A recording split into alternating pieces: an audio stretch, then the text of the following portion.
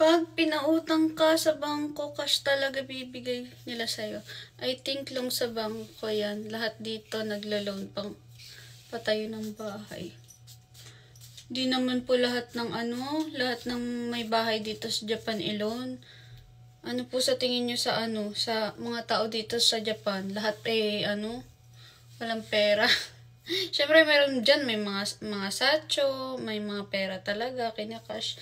Yung sa ko po, sister-in-law kong Japanese.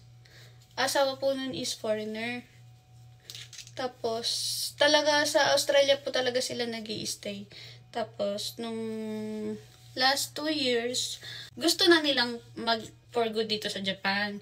Kaya lang, maraming mga hindi magandang nangyari. Tapos, ang hirap mag-adjust dito sa language. Medyo may edad na rin kasi yung asawa niya, yung sister-in-law ko.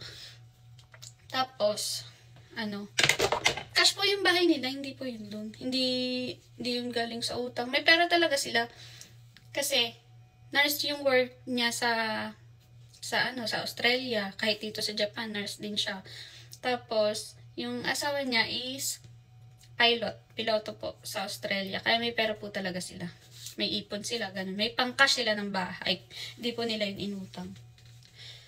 Tapos, wala kaming pang-cash. Kahit gustuhin man namin, kami na lang pumili ng bahay kasi sobrang ganda. Tapos, sayang, may mga memories kami doon. Wala naman kami pambili, guys. Need din nila ng need din nila ng cash. May gusto silang i-invest, ganun. Yun lang po. Thank you po sa pag-comment. Bye!